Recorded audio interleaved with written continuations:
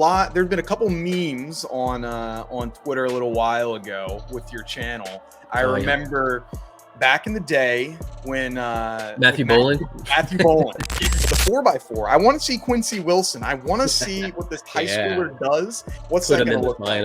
I need crazy. Get the adrenaline. I mean, it's probably a hot take, and it's not really an opinion. But welcome back to another episode of the Track World News Podcast. I'm your host, Colin Waitsman, joined with for a bonus episode, the man behind Total Running Productions, Mr. Andrew Martin. Andrew, welcome to the show, man. Appreciate you taking the time. Yeah, I'm pumped to be here. Good time to talk track, and we were just mentioning kind of in between nationals and the Olympics. So we're like, middle ground purgatory of the build up towards Paris. So it's a good time to reflect on some athletes and what's going on in athletics. Yeah, it's been the regular season, and I guess you could say it's kind of in between. Like round one has been completed in the playoffs, I guess you could say, and now we're going into the conference finals will be round one and the semifinals of the Olympics, and then you got you're at the NBA championship, the Super Bowl, you might call it, which will be the final round. So it's crazy how quickly things are coming about. We're less than 30 days out from Paris. It's just nuts how fast things move around, man.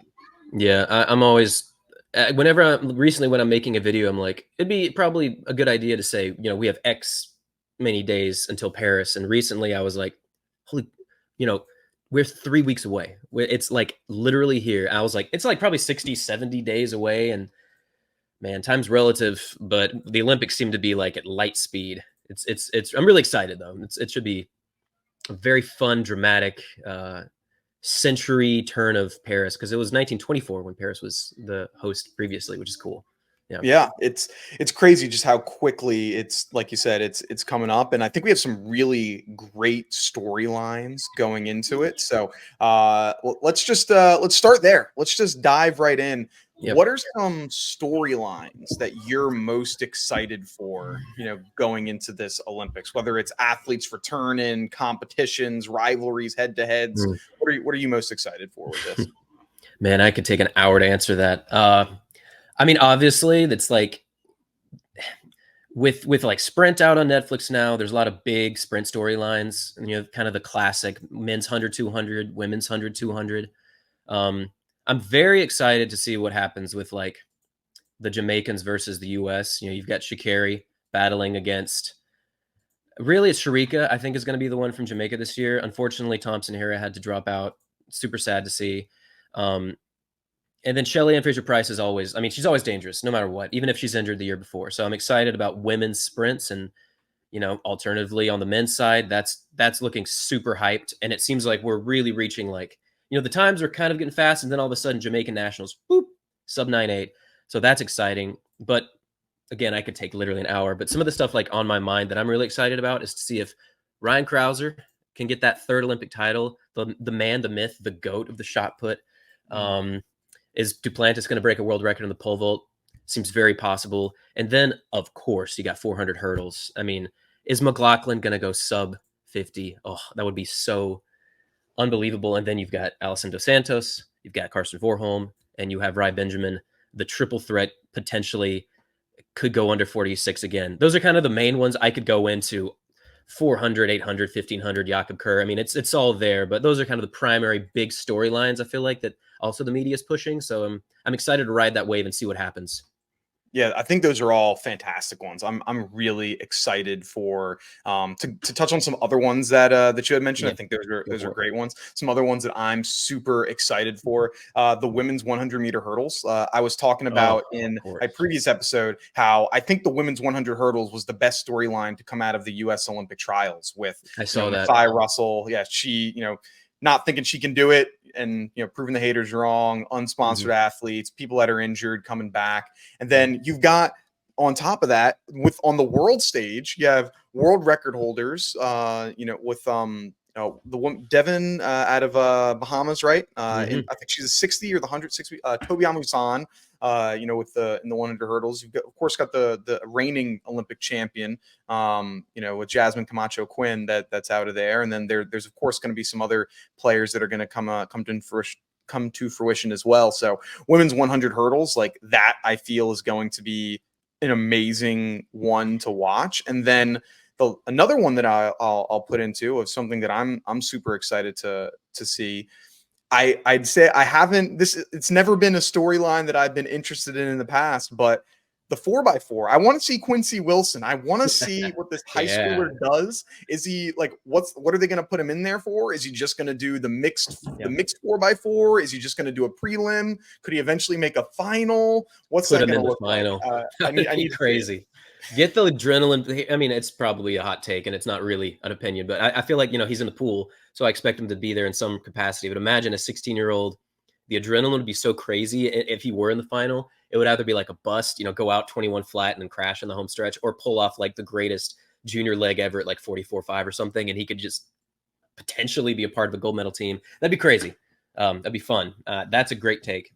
I do have to add one more because, I mean, I'm sure we'll get into the details more with all this, but men's triple jump, we're talking 18-meter barrier, which is so rarely touched, could be achieved by like 3 or 4 people, primarily 3. You've got Diaz Fortun from Spain, and you've got obviously Pichardo from Portugal, and then Hibbert from Jamaica. I actually got to talk, I think I told you this, I got to talk with Jonathan Edwards recently, which was like really cool. And he's so excited about this year. He's like, I think my world record with the proper board not being enhanced could be under threat under legal conditions. I'm like, you know what?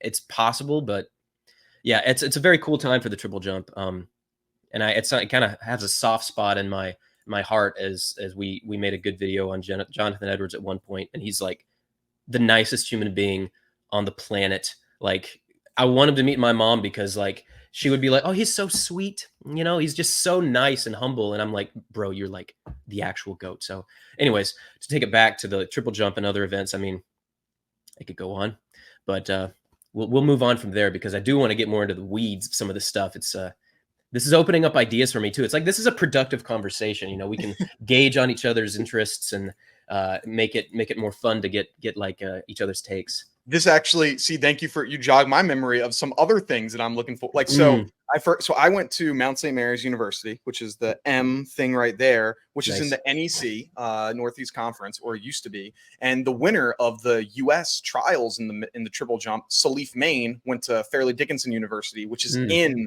the NEC. And he was a freshman when I was a senior. And so I was watching this kid when he was a freshman, like winning these conference championships, the smallest Division I conference in the world.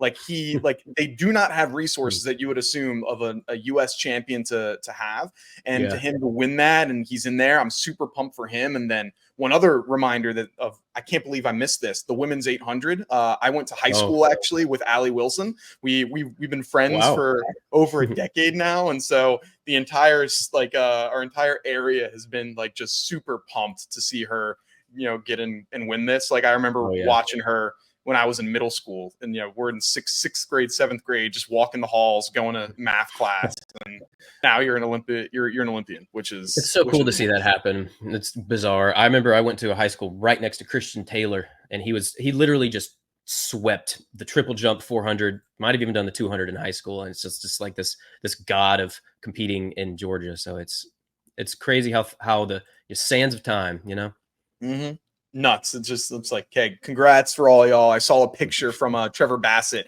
He posted from a yearbook. It said most likely to be an Olympian back in high school, and then now he is. Lovely. That's great. There you go. That's awesome. So it's going to be a really good Olympics. I'm excited for it. Let's take a look at the regular season. I think the regular season of track and field, I think, is extraordinarily overlooked. It's what do you do in the Olympics? What do you do at the championship? But we had some it was a unique year, I guess you could say. Some events better than others. But what were your overall dissection of how this regular season was compared to maybe years in the past, or what were something that you liked from performance wise? Oh man, that's a good question. Honestly, like from my perspective, a lot of the big names just weren't out too often. Some of them, like Thing Mo, turns out she was injured a lot of the time. we were waiting on kind of the arrival of the big Jamaican sprinters. But I feel like I found myself looking more towards, I was really interested in a lot of like the NCAA competitions. And then there were a lot of these smaller meets in like, say, South Africa, Botswana, the classic small meets in Claremont that brought out Christian Miller's first sub 10. No, it wasn't really like this full attention was on Diamond League or like, you know, the real, I mean, there were some obviously great performances. Mondo broke the world record. But I feel like a lot of great times and performances low key came from sort of not widely broadcasted events, if that makes sense. And it kind of speaks to the nature of track and field and some of the needs that it has for structure, which I'm sure we'll get into. But I just remember early season watching Letsili Tiboho, which is not huh, it's huh, which is hard to say and makes me sound goofy. But the homage to the Botswanians, that's what that's correct. But I might as well just say Tobogo sometimes. I sound less goofy. But I remember just watching him tear apart 300s, 200s, 100s, and the 400, you know, making history, special sprinting kind of stuff. Very excited to see what he does. I'm kind of going back through the year and just looking at what unfolded. It's for me, like my mind is always in 50 different places at once, so I can't really give you a clear answer. It's like how it unfolded, but I think the indoor season went really well. I mean, it was a lot of good attention. Well, I guess Noah jumping into the 60 and making that sort of like a topic. You know, he dropped some serious like improvements, which was great. So that was really fun to watch. And then, I mean, what else? I think I mean, it's, the Josh Kerr, Jakob Ingebrigtsen like of course, rivalry really started kicking up after that. What was the mile in New York, the indoor? Well, I think it started like because he broke the indoor world record, right? I think in the mile, or was it the 2 mile? It was 2 miles. He ran 8 mile. flat. Kerr. Yeah. That's honestly, that's a great thing to remember.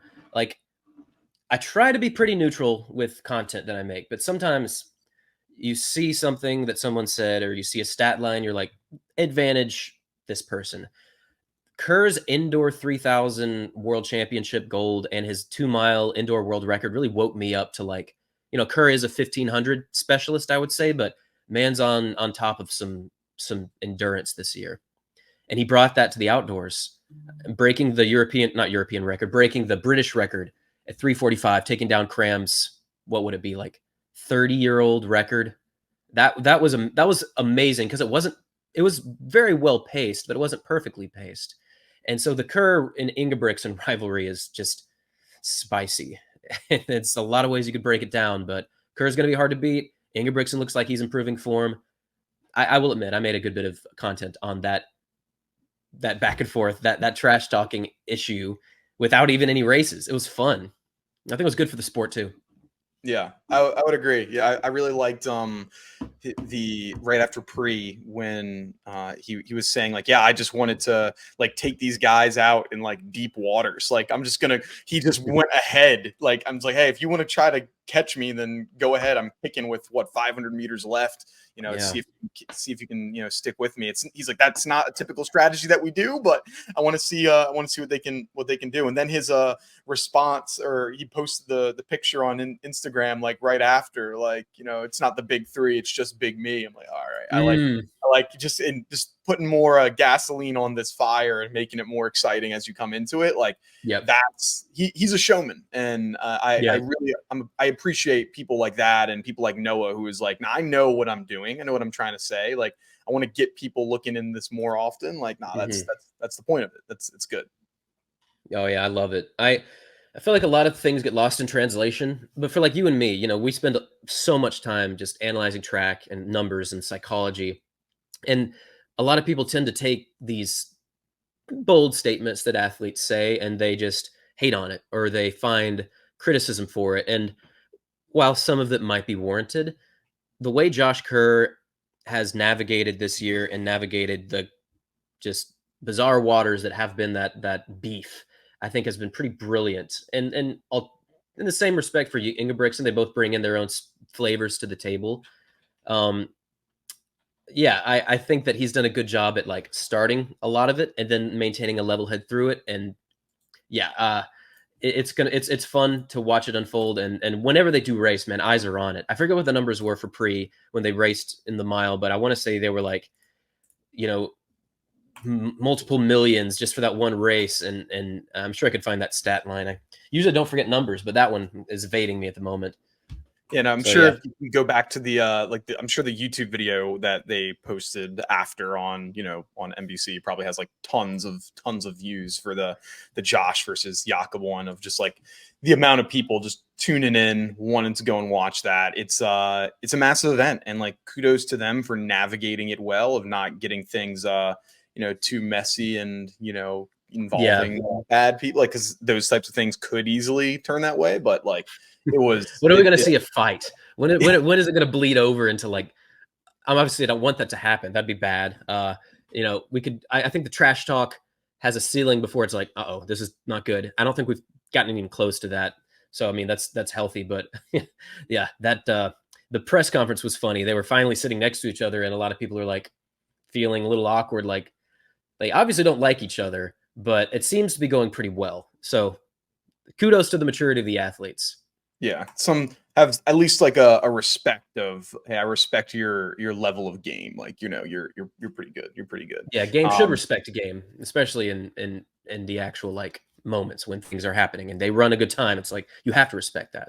Maybe not yeah, as a. Anyways, yeah, I could go on deep about that, but yeah, it was cool. yeah. So 1500, that's going to be a good one. Can't wait to see what's going to pop out from that. So that should be an excellent performance. And we have to mention the Goose. We have to mention Nuros. We have to mention Whiteman's unfortunate outrunning. I just feel like I have to put these names in there because people do get upset when you don't mention the other big ones. And you got to mention Cole Hawker. Amazing. He's looking dangerous with a kick. Could potentially challenge them. There's others.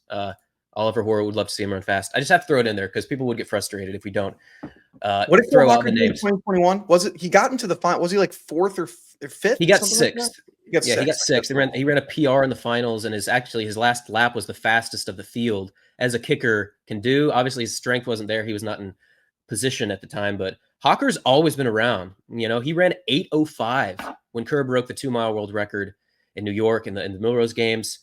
I mean, if he gets the right placement, which against two athletes like Kerr and Ingebrigtsen, getting the right placement is going to be hard. But Hawker, when he can get the kick, is dangerous. And I think he's in shining top form of his career.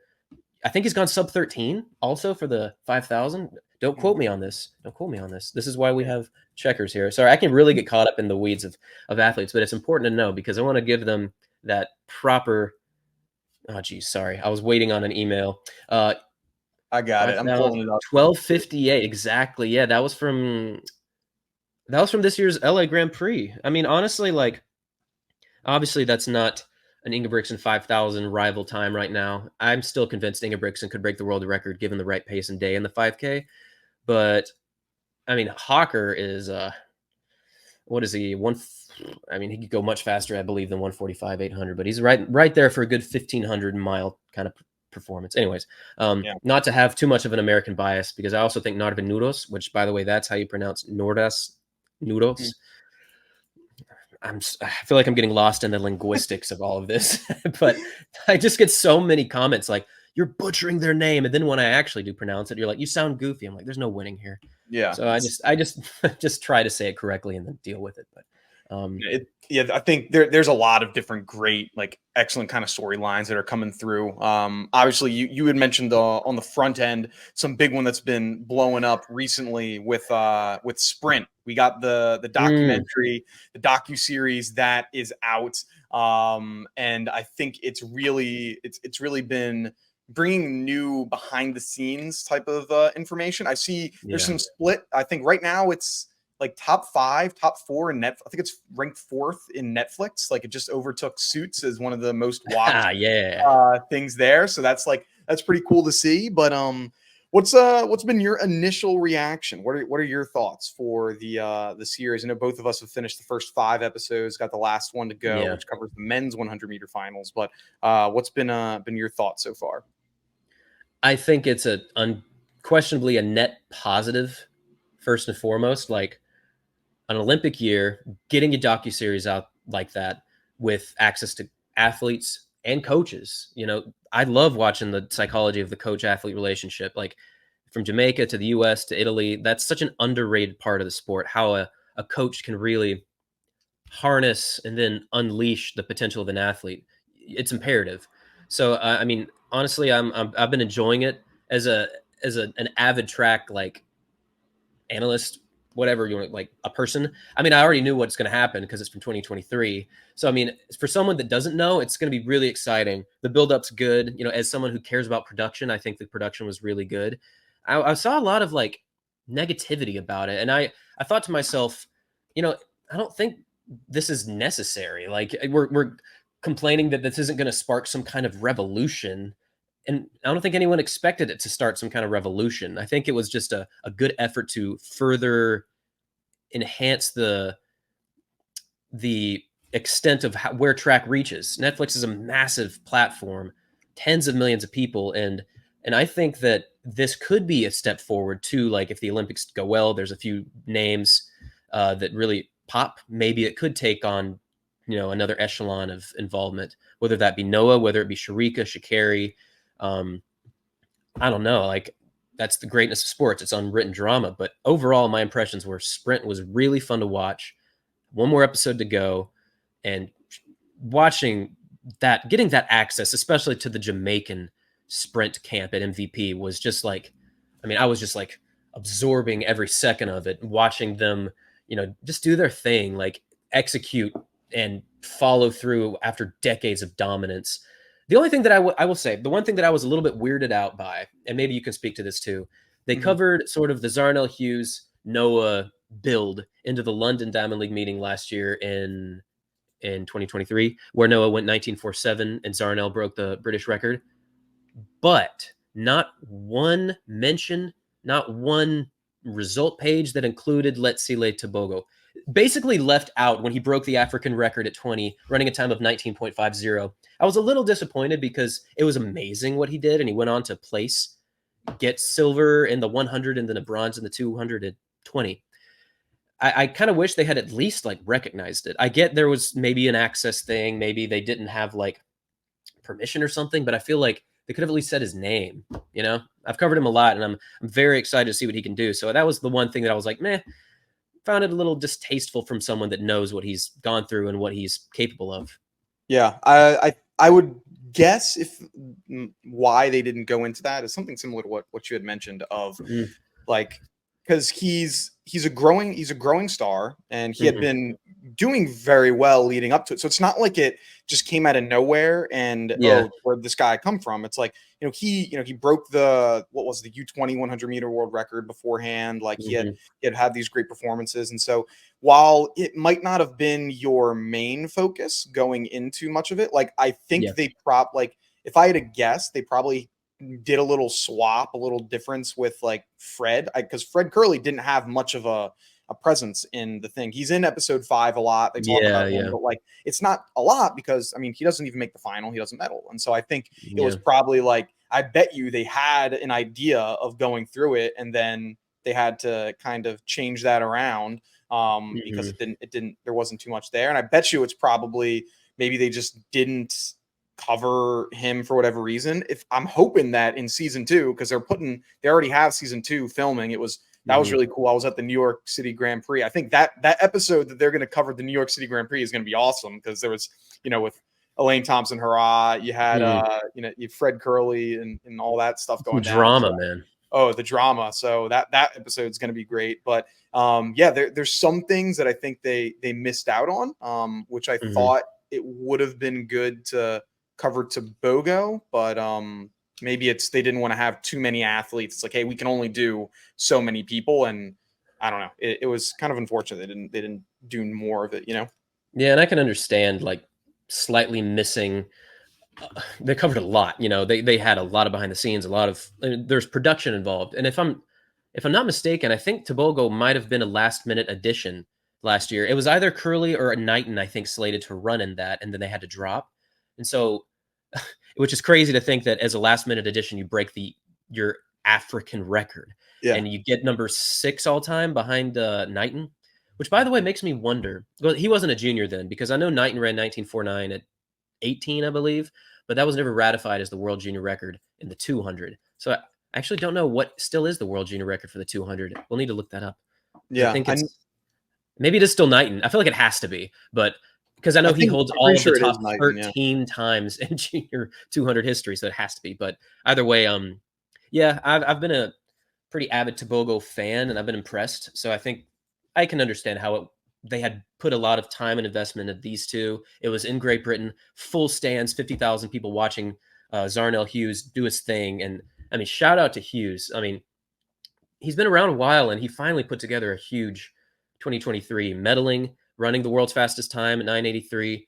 It made me very happy to see him do well. It reminded me of when Mo Farah like finally transitioned to doing well as a British athlete, which you can dissect that improvement however you want. But for Hughes, totally not a shade towards Salazar there, but people bring it up. It's just like what really happened. How did he get so much better so quickly? But for Yeah. Hughes, he got improvements, and finally it was great to see. So, anyways, kind of digging myself into this situation. No direct accusations being made whatsoever. So, it was great to see Hughes do well, and hopefully, yeah, season 2 getting some Tobogo action. It's got to happen. Like it really should happen. He's turning into a potential superstar. Yeah, I think he could be like he's a person that him and Kenny are the people that I'm most worried about. Like for of like if I'm Noah, like who's gonna be Yeah. coming after me? Like I'm thinking like Tobogo, like because he almost beat him that one. He came in Yep. second. When was I back in 2023? So it's like yeah, he's right there, and he's a young guy that he has a lot of upside for that competing. So Mhm. I think that's going to be a crazy kind of performance or a guy that you got to look out for. And yeah, I think I've liked sprint. I think there's some areas that I would have improved or like to see a little bit more of Mhm. for me. I would have liked to see a little bit more like I mean I call them characters, but they're athletes. But I'll just Yeah. just call them characters. Like for me, like Noah Lyles did great with making things like the clips, the excitement, whatever. Like the Yeah. that's what everyone says before they get beat, or like being the showman, like having those Yeah. one-liners of He's a everything. soundbite master. He's Yeah, very good at getting that clip. exactly. And so like he had probably like seven every episode has some version of Noah Lyles in it. Why? Mhm. Because he says stuff that makes you want to listen. Like, oh, I Yeah. gotta hear this. Like, I'm the world champion of what? Like you're getting the NBA talking about you, and Yeah. like those are things that he did really well. There wasn't much of that from other athletes. Like I think there was Mhm. some little bits and pieces, but there weren't many others that were bringing those sorts of things in. So I would have liked to see a little bit more banter back and forth, which would have been great. Mhm. Um, I liked the when they were like you mentioned the MVP, like when they went over. They talked about it briefly, like Elaine changing coaches to her Yeah. husband and everything. I would have liked a little bit more info on that, like Oh, talking yeah. to the coaches of like, like why did you not do this? Like that would have been a moment, or why did you guys separate? I think that would have been great. And then the last one that I would say would have been they only briefly talked about it, but like with Sha'Carri Richardson, like they just say, oh yeah, we all know she wasn't able to compete in 2021. I mean, that's a Yeah. pretty big thing that happened, and Yeah. it's not brought up at all. Like the fact Yeah. that Just say marijuana. Just say it. Like, yeah, don't be, it's whatever. Like, people know. yeah, it's like that was a pretty massive thing, and like you could have dove into just like how the sports world as a whole reacted to that because Mhm. she was at the top of the world in 2021, and so I would have loved to have her here because there was a lot of people going from at the top of the world to being at the bottom. Jacobs talked about it, Zarnell Hughes talked about it with whether it be false starts or with their injuries. Like that would have been great of going from top of the world at the Olympic trials, bottom, you're probably feeling really terrible about yourself. So then now you're top of the world again with winning the world championships. I would have liked to have see them bring that up a little bit. I mean, maybe Yeah. she was like, "Hey, I'm not touching it. I'm, you know, and I'm I don't want to talk about that topic." I'm guessing that's probably why. It's probably like not a production decision, probably an athlete decision or a team decision. So that's something I would have liked to see a little bit more of. But overall, I thought it was a really good, you know, total running production, I guess you could say. Yeah, but that's funny. Appreciate the nod, but it was. I just had a thought cross my mind, and I was like taken aback. There were a few things also that I just remembered that my audio. What was it? Give me like a second. We'll just edit this part out. Things that I really did want to see. It might have been. Was it Sharika? Oh, it's just kind of like a little bit more technical aspects of what makes the 100 and 200 special, because I feel like people know like 10 seconds, 100, that's the time, 20 seconds, 200, that's the time, but getting a little more in depth with like how Noah improved on his start, what Shelly's start looks like, what Sharika's start has changed to, what's the top speed these athletes are reaching. I mean, those things have like cultural value. And it's funny I bring this up all the time though. It's from The Office when Michael Scott is running past the speed limit sign and he gets like 20, 21, which they think it's a car. Like Noah is running right at the cusp of 27 miles an hour. And I think that is really cool. And so are a lot of other, current modern day athletes. And they could put like just a little bit of those markers. You see I thought it was also really cool they had Usain Bolt come in, who's just the coolest person, like literally the coolest, chillest personality ever that somehow unleashes true dominance. He was running in excess of 44 kilometers per hour, which is like mind boggling. So I think sending out some of those markers would have been of high value. I had one more thing, but that all in all, like, yeah, I think we can both agree it was a good thing to see, and some criticisms hopefully can build into the second season and make it even better. But yeah, it was very. I'm excited to watch the last episode too. Probably do that today if I can. If my 2-year-old isn't too attached to me today, it's been leeching. Yeah. And can't shame on him for leeching while not allowing you to watch. What he'll do, I actually before this we're just home after vacation, and I had my phone out trying to just digest it before this podcast, and he would grab my phone and be like, "No toques eso," which means don't touch that, and he just put it on the ground, and if he's upset enough, he'll throw it. I'm like, well, that's dominance for you. And then I'm like, you can't do that, and then he doesn't do it. He still does it, but the life of a 2-year-old, just try to get what they want all the time. I also really liked the Michael Johnson was being involved, and it's really cool with having him in there. I know where this segue's going. There you go. I really still to this day there you go. We got some more the grand slam. So it's cool how it's all kind of very calculated. Of you announce you're doing a league. You got the league. We announced the first couple athletes. We have Grand Slam.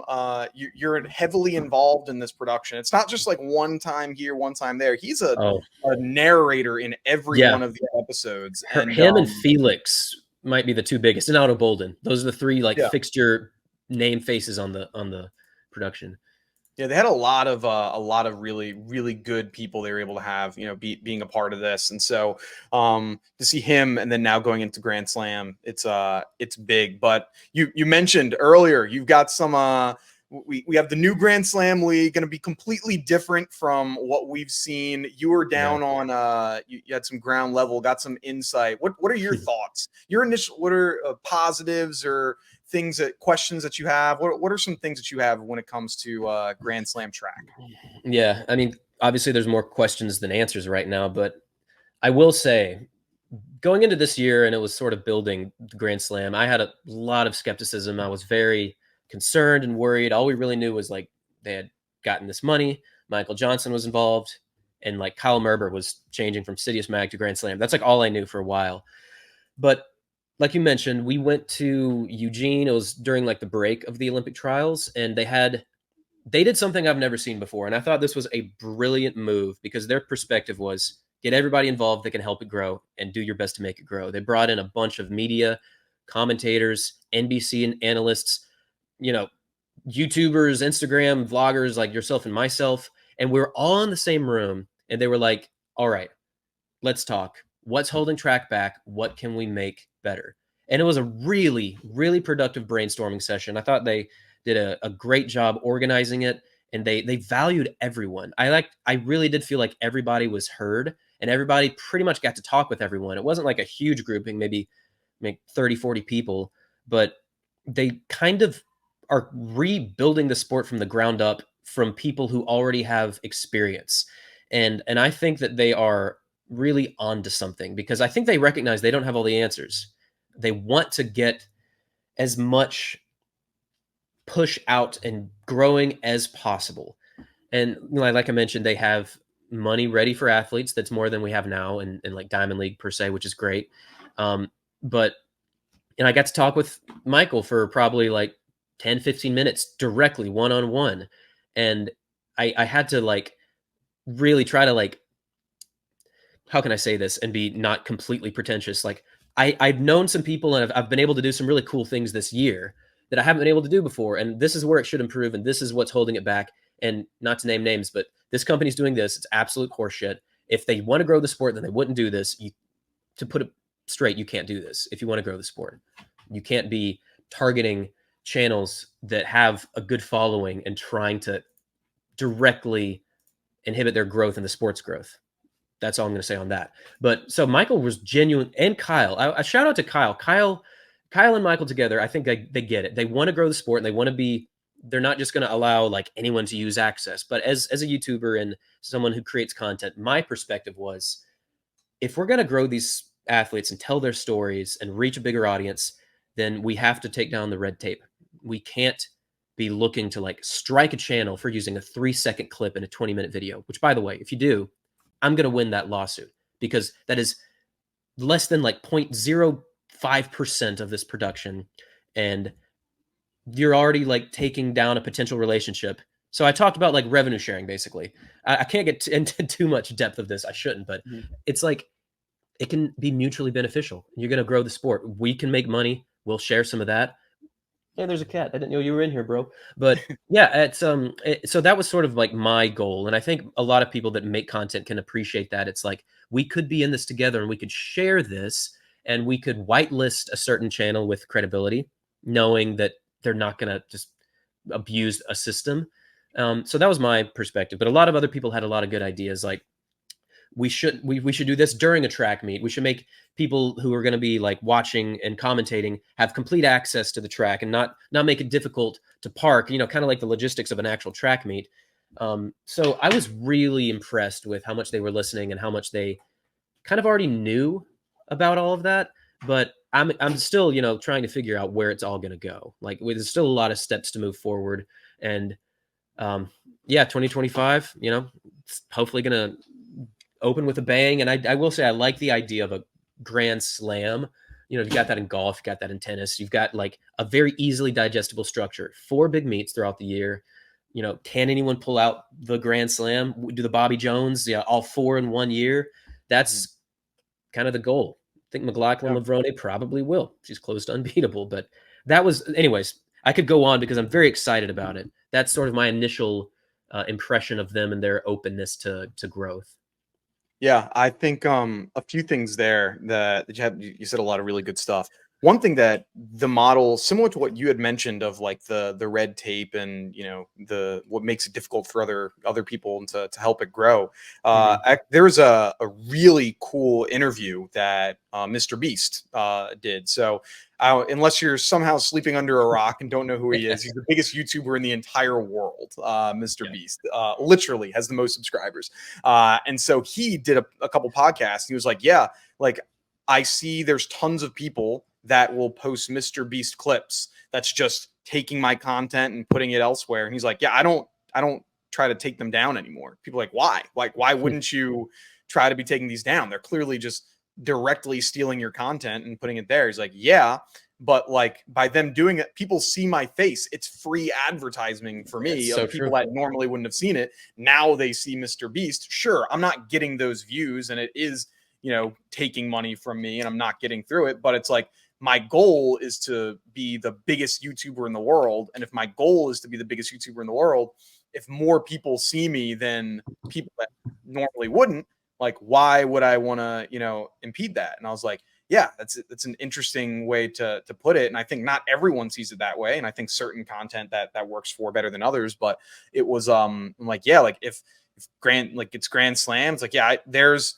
a network of, let's say, 40 YouTubers or TikTokers or Instagram, people. Like, we want you to just repost as much content and stuff as you can, and just more people are going to see these track meets, these Grand Slams, these interviews, these interactions with athletes. Like, yeah, it's going to help you grow and get you to where you're more of a common name than you are as of right now. So, like, I'll be interested to see, like, yeah, how that level of content works. I've seen a couple things on, when they've been announcing this, that they really want to be content creator friendly and everything. And that'll be interesting to see what it does eventually, look like there.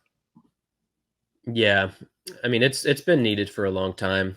I feel like I want to stay positive because I don't want to weigh the sport down or, get caught up in negativity. That's something that I used to do, and freeing yourself of that is liberating. And so, like, the positivity that I can take from this is they're open to growth. They want it to grow. I think they're willing to have the conversations.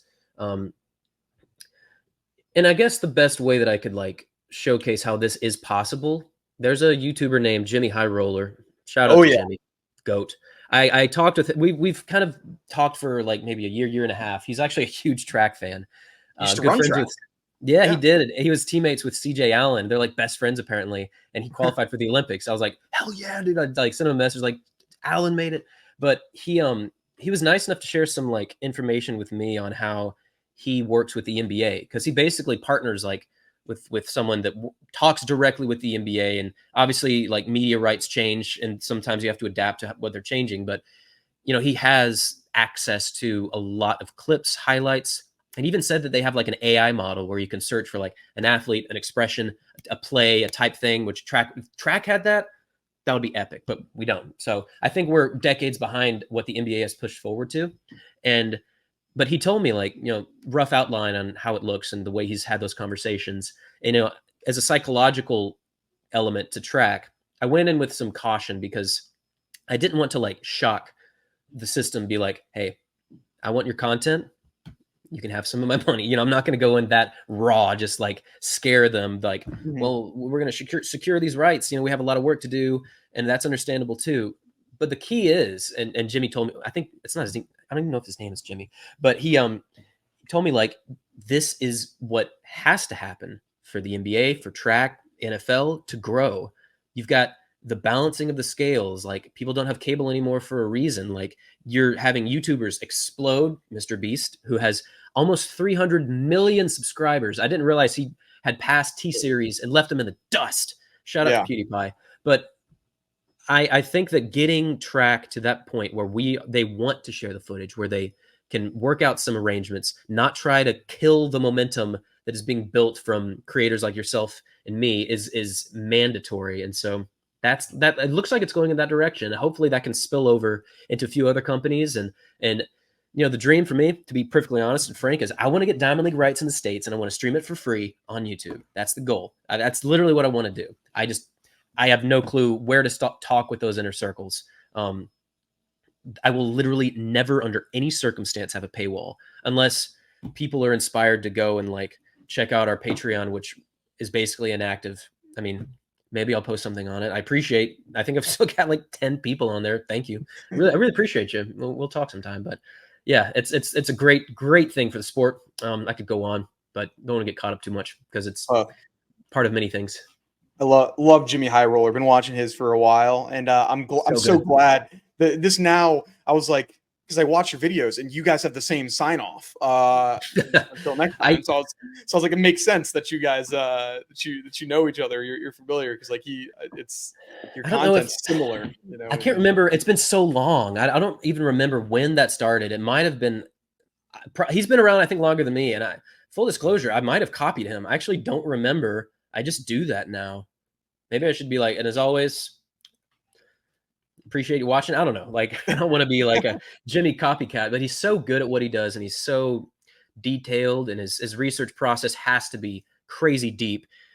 So yeah, he's been a huge inspiration, as many other YouTubers have. But like, he's very helpful, very decent human being. It was great to talk with him.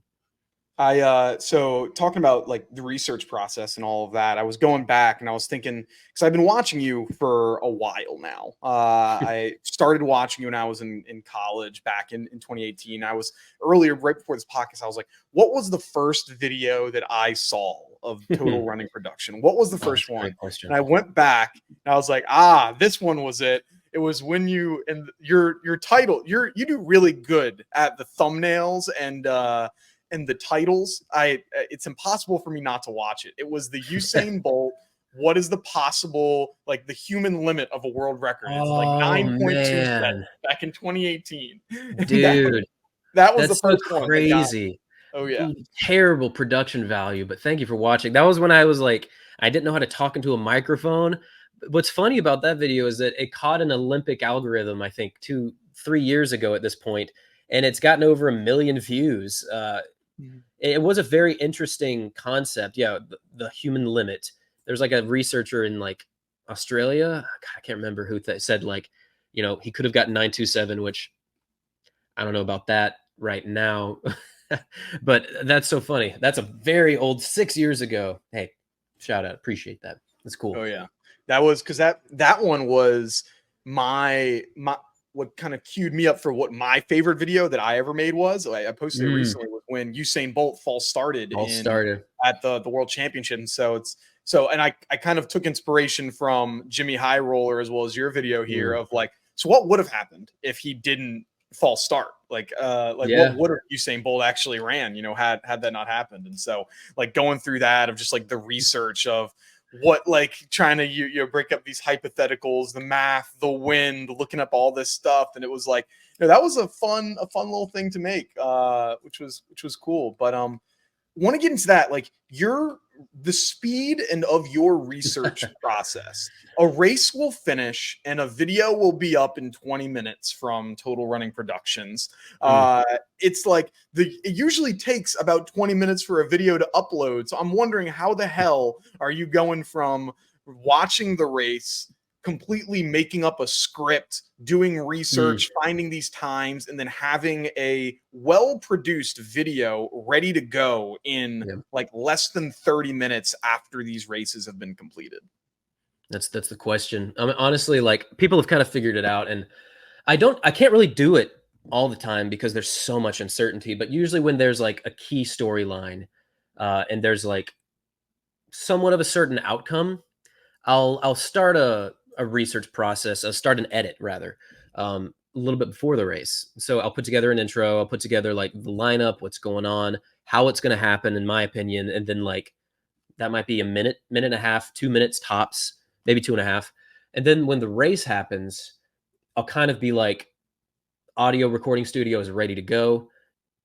Try to be as instantaneous as possible. I'll summarize the whole thing in one take, because I've gotten pretty good at like ad-libbing without a script. Most of my bigger videos are scripted, but it's really hard.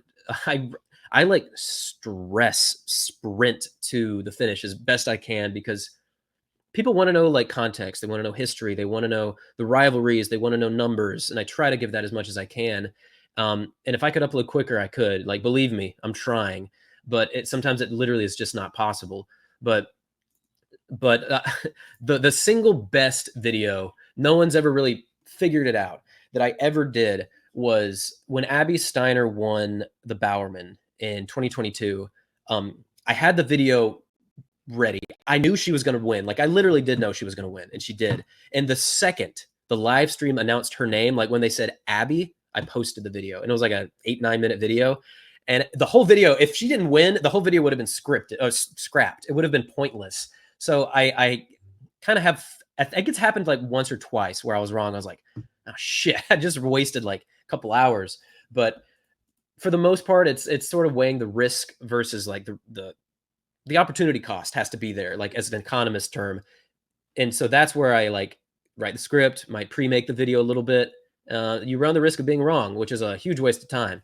But if I'm right, it feels really good. It's kind of like you got to look into the crystal ball and like think, what the odds are of something happening, and then breaking it down quickly, and then familiarizing yourself with the literature as like much as possible, so that you don't have to go online and like look at all the details and contexts. And anyways, that's more or less how I do it. But it's still like it almost like hurts because I'm like shaking. I get excited about it. I think people appreciate it, which makes me very happy, because I wouldn't do it if, I mean, there wasn't a demand for it. And sometimes I just can't, like I have a life. Like if I did this all the time, I wouldn't have like a good life. Like I have a wife and 4 kids. And so I might cover like, the USA trials, and then I might miss a key race at like the Jamaican trials. And I will literally get like so many negative comments like, why the hell didn't you cover this, man? You're such a biased American. I'm like, I really want to cover it. I'm literally on a plane right now. But anyways, so there's some behind the scenes that are fun. I try to keep it light and laugh about it, because I mean, I'm just literally just one person. So I'm doing the script myself too. So it's a lot of time and brain cramping, but I do love it. I think I can tell you do too. And so it makes it easier, but doesn't mean it's always super easy. I mean, it's a lot of depth. I could Yeah. scrape deeper and deeper into the research, which I like doing. So yeah. Yeah. No, it's similar for myself, of just one guy. Like people think that, oh, Track World is probably like a team of people that do it. Total Running Productions, oh, probably a team of people that are doing this. It's like, no, like I'm one guy sitting at my desk. It's like midnight. I have work tomorrow at 8 that I have to be ready for, and I got to try to get this podcast, or I got to get Man. this episode up and ready to you, so you can listen and hear about, why I believe that Noah Lyles can do the triple or whatever. Like you got like it's so much stuff, and then it's like yeah, you'll get some hate, some comments of like, oh, classic biased American, only talking about this. It's like, hey, there's only so much time in the day, and this event happened before the other ones. Or like, we talk about demographics, and you got to look at the cost rewards of like, if I can only make one video, what's the video that I'm going to make? I got to make the one that's going to, have the most impact and people are going to like the most. So it's a difficult balancing act that people don't see behind the scenes. Like similar thing for me, like I will make, like whenever like we have records or champions, like it's who can make the post of congratulating whoever it is on winning their gold medal or breaking world records. So whenever every single time Sydney is on the track, I have a post ready to go. That says, breaking news: Sydney McLaughlin has broken a world record in the 400-meter hurdles with the time of 50 point whatever. That's what it's 50 point blank, and you're in your back of your mind, you're like, am I about to write 49? Oh Jesus. Yeah. So yeah, I get it. That's what you have to do. You gotta like just be ready. So then it's like the second it happens, boom, there you go. Like you're up and running. And so it's like and then you'll have the times where the person you expected to win like doesn't, and it's like, oh my god, now I gotta completely scrap this entire post or what I was planning on doing and do something completely different, which can be brutal in of itself. But no, yeah, that the process that I've seen, it's been like, that's really it's just always, it's like, oh, here comes another video. Like I think I even commented on one of your things of like the devil works hard, but Total Running Productions works hard. Damn. Those are the best like comments. Like it really gives me motivation. Like occasionally you'll get, like Noah ran faster, but TRP got this up quicker. And like, that's like, I think that's the second greatest kind of comment you can ever receive. Like for the effort you put in getting like, some appreciation. Obviously it makes you feel good when people like it, but the best kind of comment, it really only happens when you put it like days of work into a single video, is when people say like, I can't believe this is free on YouTube. If that happens, you're doing God's work. And that's only happened probably twice. We did put in a lot of work to make a Noah Lyles doc back in 2022. And I think for our like big Jan Jelezny javelin video, that one had a few people from like, his home country of Czech athletes, like saying like, this is amazing. So those are like, being able to interact with the audience is just incredible. And it's very validating. And, alternatively, you've got people online that like to complain. But every now and then you'll get helpful, productive criticism. And I'm honestly very open to that. Like I've been pretty forward that 2022, I used to try to like straddle the line of clickbait, and I went too far. And I had a lot of people tell me like, it's just too much, you know. And so I dialed it back, and I think that was good for the channel overall, because at the end of the day, if you're lying to your audience, that's not good. That's not a good look. You do not want to leave people with a bad taste in their mouth. And so, like, yeah, I could talk about audience interaction a lot, because it actually is a very healthy way to grow your channel. If you're not looking at your comments in some respect, or if you're like hesitating to do so, there's a problem. But yeah, I love a good quick video. That's a kind of a hallmark of our channel, and it's not easy to do. My wife, God bless her, helps me with the kids to make time for that. And sometimes it's just impossible, you know? So like, I am one person. And also, shout out, we do have 2 editors that help us, Steven and David. I'll give them so many kudos. They help a lot. But at the end of the day, they're not nearly as like familiar with the sport as I am. So they kind of wait for the stuff that I'm gonna like provide them with. But that I wouldn't be able to do what I do now without them. Mm-hmm. So yeah. There you go. Do you have a couple people on behind the scenes helping to get those videos out? Yeah. I got a few more questions on your YouTube thing here. Of course. So I'm curious if you know, there's been a couple memes on Twitter a little while ago with your channel. I remember back in the day when Matthew Bowling and Abby Steiner too. Oh, there's of course. Yeah, Abby Steiner. I think as a video and creator myself, I know where this is going. Because I have similar. If you look at my top watched videos, it's all Sha'Carri Richardson and Noah Lyles. Yeah. I had no idea that those were going to be big. It's crazy.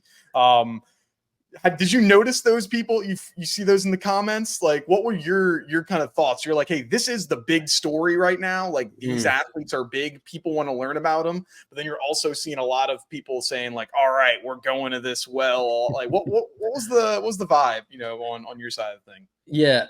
So for a while, I didn't even have Twitter, so I didn't know what was going on. Which honestly, like, I get on there every once in a while because it is a good source for like content and sort of seeing where things are happening, what's going on, what the vibe is.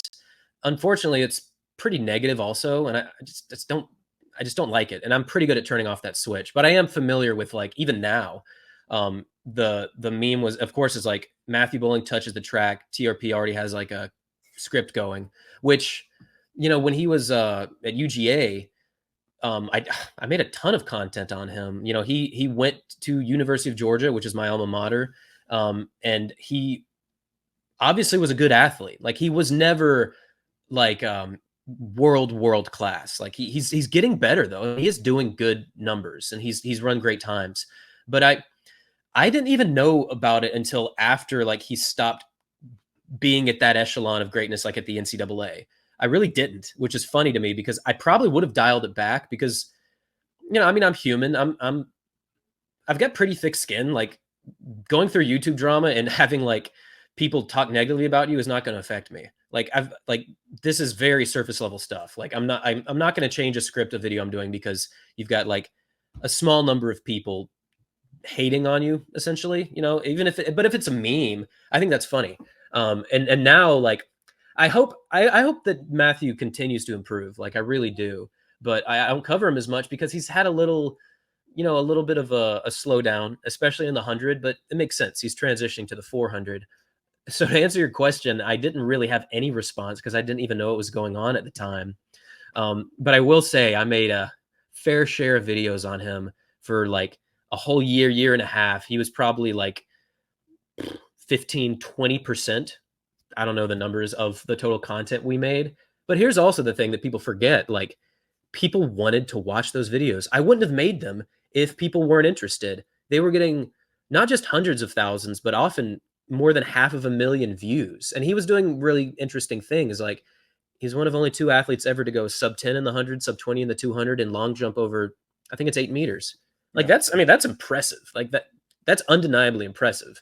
It would be great if he could put it together on a national stage, but yeah, I've laughed at it a lot with my wife. And unfortunately, the same thing goes for Abby Steiner, who I haven't covered quite as much as Bowling. But I mean, let's just face the reality. They're 2 white sprinters, and people, I mean, I'm white. I don't think it has to do with the fact that I'm white. Maybe some people dig into that, and occasionally you'll get the deep insects of the internet trolling coming out saying like I'm a like a racist, calling me really weird, unfortunate names, which is like very stupid. I mean, my wife is Mexican. I would argue the vast majority of our videos are from non-white countries. Not that I even feel the need to go look because I cover what's popular because it's popular and because I want to. Um, yeah, that's pretty much it. Like I'm happy doing what I'm doing, and if there is a saying that like the more like you grow and like the bigger your base is, like you're gonna garner some hate, and if you're not, you might be doing something wrong. So it kind of comes with the territory, I suppose. Oh no, yeah, I 100% agree. I was talking to a couple of my friends. I was like, man, like I need somebody to make a hater video about me or something, man. I need something going on. Like where is this? Like it's not enough. I need some more. There's a couple, comments on like there was one comment on like a video like someone said like classic American bias, this is why I hate you, Colin, now I know why. Oh, And I was like, Jesus. no, but I was like, Bias. thank God. I laughed so hard. I showed Tom. I was like, look, we finally made it. Like, because like you We said, finally made it. if everyone's liking everything you're doing and you're making content and you're big enough, like there's no way you're doing it right. Like Noah Lyles, there's tons of people that dislike Noah Mhm. Lyles Yeah. for one reason or another. Same with Sha'Carri Richardson. Tons of people that dislike her for one reason or another. I mean, I don't know if you saw the video from Lele Johnson, or the one newscaster that did a video on Lele Johnson, just the other day. Mm-mm. And so it's just like if once you get to a certain place, it's like you're going to have people that are rubbed the wrong way from it. But like Mhm. they're the biggest names in the sport. Like Noah Lyles, the biggest name in the sport. A lot of the comments in the sprint documentary probably pissed some people off. Like a lot of the things that Yeah. Sha'Carri Richardson had done probably pissed some people off. But it's like by doing that, like you have even a larger base of people that do, support you. And it can be a Mhm. tough thing to navigate as you kind of grow. Yeah, I think it's I mean, my face isn't a part of my channel too much, so I don't have to really deal with it, but for the athletes, like, they're being themselves. Like, I do feel like Noah's being himself.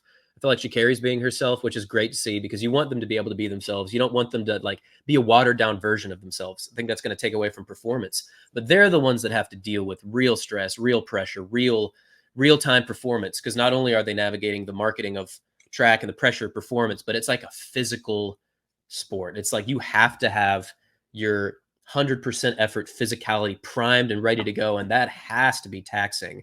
So, I mean, I have full respect for the athletes. I try to stay positive with some healthy, productive criticisms because I can't just be like 100% positive all the time. Like, I got to be real. I got to be looking at where this person might improve, like some weird issues going on. We've definitely grown outside of our typical like production this year. Like we've done some live streams, like we did at the Atlanta City Games. We went to New Balance.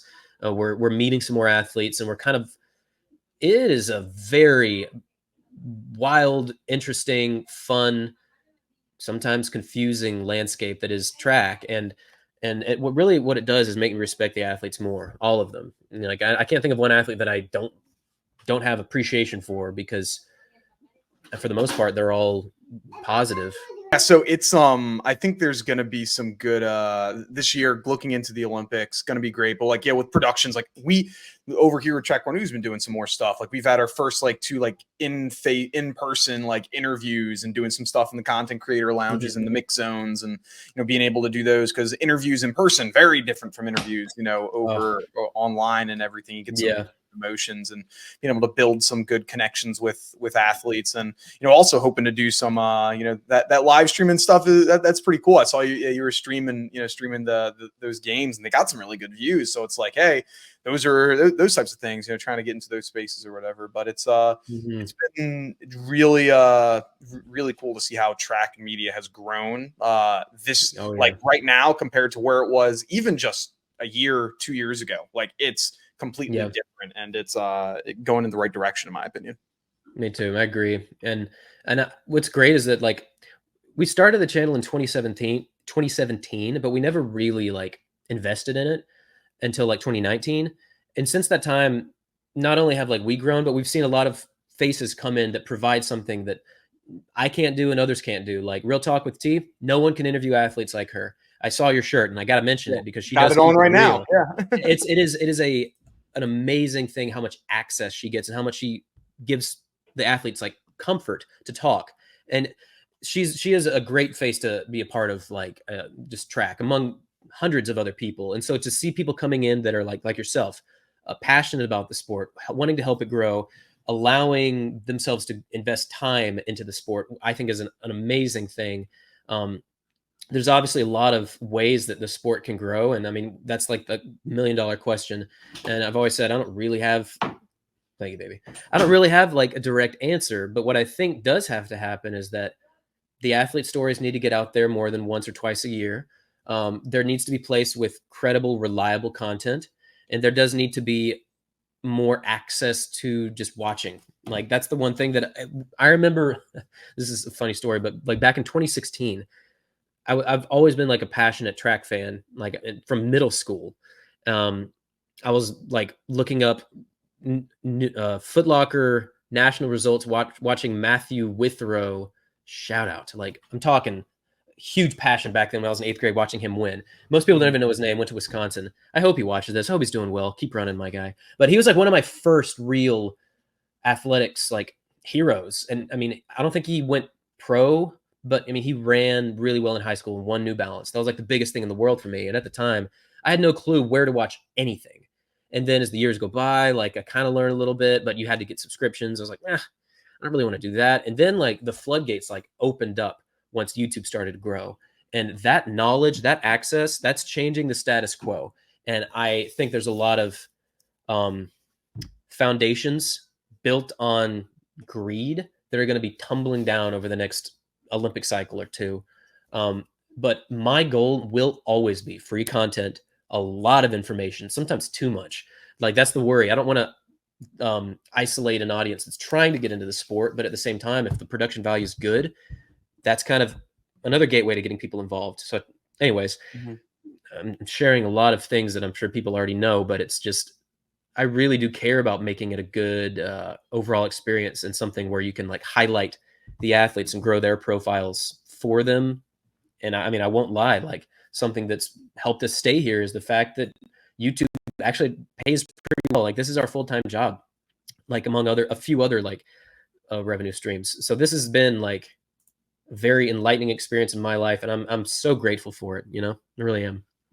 No, it's been great to see how the media kind of can produce, like you can make, like you said, do pretty well with some views. You don't have to be a million view or a million subscribe channel to be able to do fairly well. Like when I started getting ad money on here, I was like, it's not something that I could live off of, but it's like even just getting a couple thousand views, like if you're posting consistently and you get 1,000 to 5,000 views on a video and you're posting it fairly consistently, like you can still get a nice little check by the end of the day, which is pretty good. So it's like just be consistent and be passionate and things will follow. If you're trying to go after the money, your heart's not gonna be in the right place. Go after making the right stuff, making the right content, and opportunity will shortly follow for sure. Agreed. That's kind of YouTube's been able to provide that platform. It's cool to think YouTube is actually growing the sport because I think it is, and I hope it continues. I agree. But Andrew, this has been amazing conversation. We had a lot of stuff. I'm sure we could keep going on for another hour or so if we wanted to. But been great chatting, man. Where can people just go seeing any videos and any content that you got coming up that people might be excited to keep their eyes out looking for? Well, just go to YouTube and check out Total Running Productions. That's where I'm at, and the vast majority of our content is YouTube. Occasionally, we'll post some stuff on like Instagram, like races coming up. We have the not Ed Moses. Gosh, it has been a long couple of weeks. Ed Murphy Classic in a couple days. July. I should know this. Give me a second. I think it's 12th or 13th. July. So it says 11th through the 13th. I thought it was a few days. I don't exactly know which day has like, I feel like it might be 1 day or 2 days with more competition, but there's some big names there. There's Johan Blake. We've got Jenna Prandini. Craig Ingles is going to be there. Kyrie King, Brandon Hicklin, and Trayvon Bromell. That's going to be great. Like I do want to start marketing the live streams more because it's really fun. And I'm there in the chat interacting with them. Like, I don't want to put my face on the screen like a Penguin Zero kind of deal. It's just not, it's just not needed. But shout out to Charlie. But I think that this live stream is a good indicator of where access to track is going to keep going. And I'm going to try to continue to stream it for free to the global audience. I will never geo block it for any reason. So, I mean, stay tuned, watch that, check out our posts for athletes coming up. But obviously the Olympics are coming up. I'm going to be doing a lot of previews. In fact, there was a very interesting race that Letsile ran today. I've been looking into. He was in Italy, just running an open 100 and absolutely buried the field. He only ran 10:15, but your man was jogging, just jogging. So always on to something. Like, I've been uploading a lot this year, so it's been a fun, productive year. But goodness, can be draining. A lot of stuff. Well, Thank you so much for joining us, and thank you all for listening or watching our episode of Track World News Podcast. Make sure to like, comment, subscribe, do all of that good stuff, and we will see you in the next one. Peace.